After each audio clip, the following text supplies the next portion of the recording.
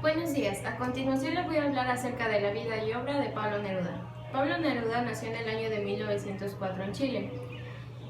Su vida poética inició a temprana edad y su vida diplomática inició en el año de 1926. Fue cónsul de su país, Rangún, en Birmania, y también estuvo en Ceilán y Madrid. Entre el año de 1934 y 1938 forjó una amistad con dos de los poetas más importantes de la generación 27 de poetas, que eran García Lorca y Rafael Alberti.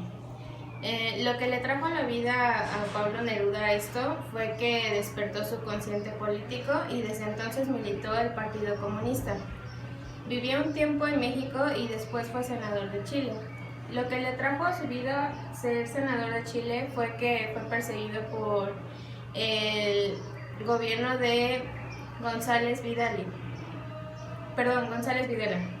En el gobierno de González Videla lo que hacían era derrocar y perseguir a Pablo Neruda. Como Pablo Neruda fue un activo dirigente del Partido Comunista Chileno, pues recibió ayuda por parte de muchas familias chilenas, es decir, le otorgaban cobijo, comida, etc. Pablo Neruda finalmente decidió regresar a su país y retomó su retiro en las Islas Negras. Todo su prestigio y todo su esfuerzo fue ratificado o reconocido cuando ganó el Premio Nobel de Literatura en el año de 1971, el cual se le otorgó cuando él fue embajador de su país en Francia. La muerte de Pablo Neruda se dio poco después de una batalla que hubo donde se levantaron armas y demás en Chile. No solamente trajo como consecuencia esto la muerte de Pablo Neruda, sino también la muerte de un presidente socialista que llevaba por nombre Salvador Allende. El funeral fue en honor a ambos y consistió en una manifestación silenciosa. Yo les voy a hablar de las obras de Pablo Neruda. Pablo Neruda fue un poeta bastante conocido que en su trayectoria marcó las principales tendencias de la poesía hispanoamericana. Su obra se divide en 5 distintas partes de su vida y cada una de ellas revela una caracterización de su personalidad. En la primera parte nos encontramos con Crepusculario 1923, todavía de tono modernista, lenguaje convencional y formas tradicionales. En la segunda parte nos encontramos con 20 poemas de amor y una canción desesperada, en donde se revela la voz personal de Pablo Neruda siendo cálida, sencilla y sincera. En la tercera parte nos encontramos con Residencia en la Tierra, de 2 tomos, el primer tomo de 1925-1931 y el segundo tomo de 1931-1935. Pablo Neruda entra de lleno al vanguardismo latinoamericano, que claramente es una tendencia surrealista.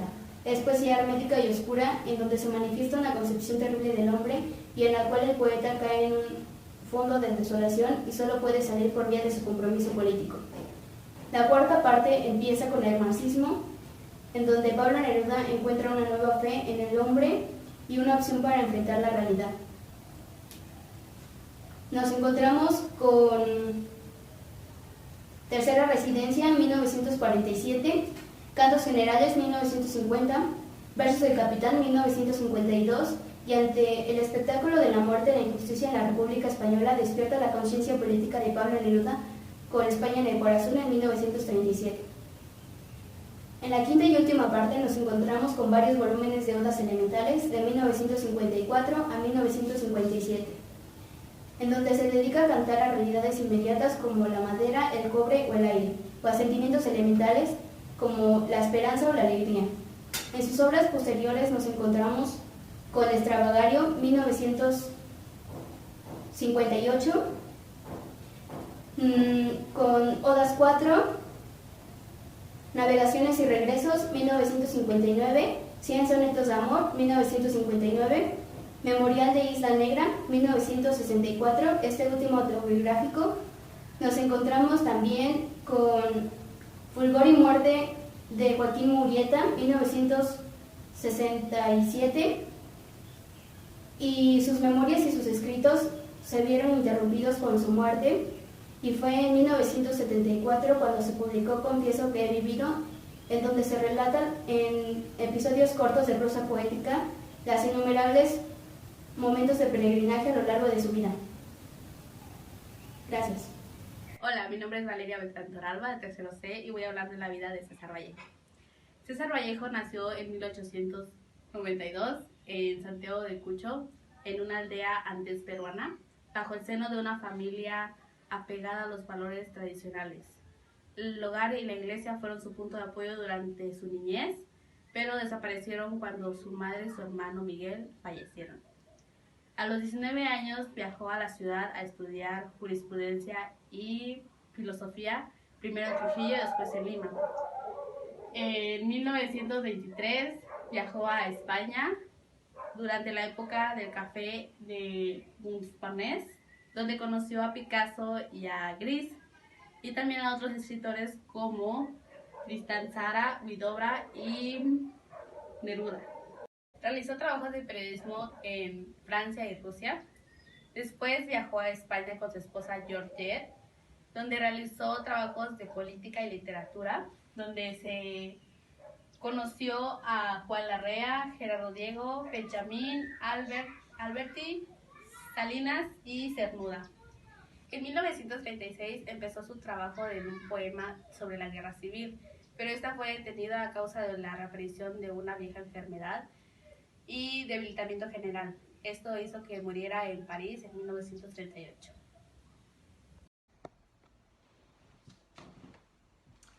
Bueno, yo les voy a hablar sobre la obra de César Vallejo. La poesía peruana tiene en César Vallejo a uno de los valores más representativos. Sus dos abuelos fueron sacerdotes españoles y sus dos abuelas indias. Esto y unos cuantos meses en la cárcel marcaron su producción, ya que ésta se caracterizó por la preocupación por los problemas humanos, tales como el amor, el dolor, la muerte, el indio y su problemática y la existencia del hombre, entre otros. En 1918 publicó su primer libro titulado Los Heraldos Negros. Aquí, en este compendio de poemas, la mayoría está dedicado a la casa y la familia. En 1922, con el dinero que ganó por el Premio del Cuento Nacional en Lima, publicó Trilce.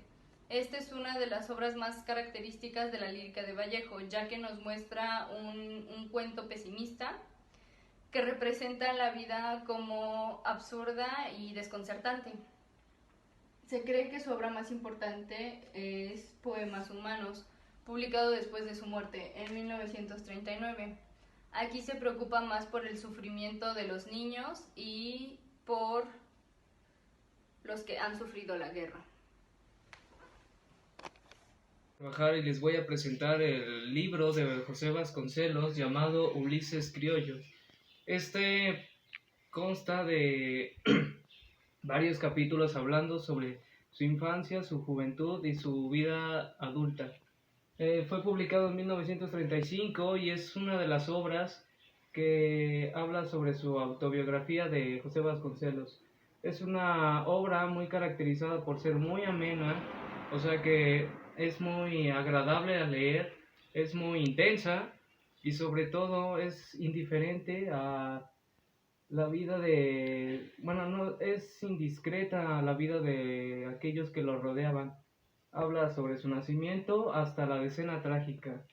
En los primeros capítulos habla de su infancia en Oaxaca, su primera escuela y cómo después tuvo que ir al sur y luego al norte de la frontera de México.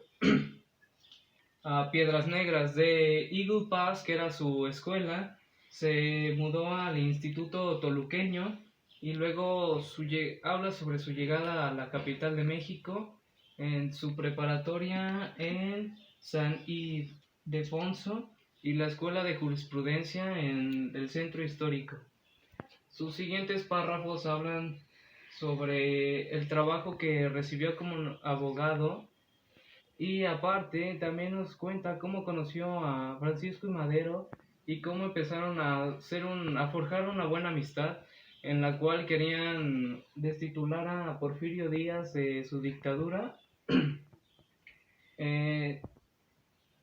José Vasconcelos empezó a escribir un periódico y en el cual después de ello fue exiliado de México y se muda a Nueva York y trabaja como traductor. Luego vuelve para tener con la presidencia de Francisco y Madero nos cuenta todo su relato de cómo fue y luego cómo la traición de Victoriano Huerta en el golpe de estado que terminó con la muerte de Madero y Pino Suárez en la decena trágica el 22 de febrero de 1913. Este relato, más que un relato cualquiera de la revolución, es muy apasionado y está lleno de sinceridad, pasión y vida, diferente a muchos de los que hay.